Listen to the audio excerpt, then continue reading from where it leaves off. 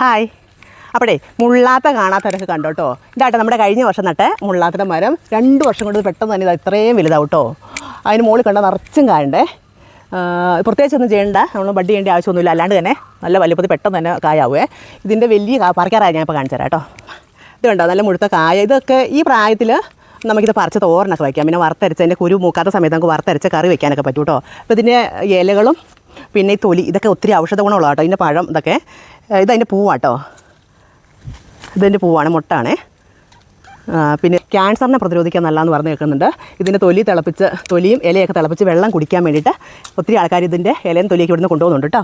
ഇതുണ്ട്, അതായത് ഇതിൽ നല്ല മുഴുത്തിയൊരു പഴമുണ്ട് കേട്ടോ. നമുക്കിതൊന്ന് പറിക്കാവേ. ഇതിൻ്റെ ഇടയ്ക്ക് തിങ്ങിയിരിക്കുവാണേ. അതൊരു 2 കിലോ കാണും. നമുക്കൊന്ന് മുറിക്കാം. ഇത് ചക്ക മുറിക്കുന്നത് തന്നെയാണ് കേട്ടോ. ഇത് മുള്ളുണ്ട്, പക്ഷേ അങ്ങനെ പ്രശ്നക്കാരനല്ല.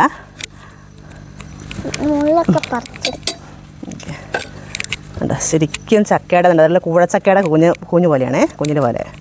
നമുക്ക് ഇങ്ങനെ ഇങ്ങോട്ട് എടുക്കാം. കണ്ടത് ശരിക്കും ഒരു കൂഴച്ചക്ക. ഇനി ഇതിൻ്റെ വേണ്ട ചെറിയ ചുളകളാണേ, നിറച്ചതിൻ്റെ കുരു കണ്ടല്ലോ. ഇതിന് ഒന്നുമില്ല, തൊലി ഒരു ചെറിയൊരു തൊലി മാത്രമേ ഉള്ളൂ. ഇത് നോക്കി കഴിഞ്ഞാൽ അഭിപ്രായം പറയണം. ഞാനും ഡീനെ കൂടി നിന്നിട്ട് അഭിപ്രായം പറയട്ടോ. നല്ല പുളിയുണ്ട്, മധുരമുണ്ട്, എന്നാലും എനിക്ക് ഇഷ്ടപ്പെട്ടു.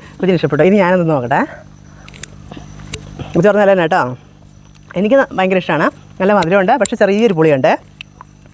ഇതുണ്ട്, ഇതിൻ്റെ കുരു ഉണ്ട്, അതായത് ഇതുപോലെ ഇരിക്കുക. അപ്പോൾ നിറച്ചും കുരുവായിട്ട് ഇഷ്ടം പോലെ കാണും. അപ്പോൾ ഇതിൻ്റെ കുരു വേണ്ടവരൊക്കെ വേഗം തന്നെ വാട്സപ്പ് മെസ്സേജ് കേട്ടോ.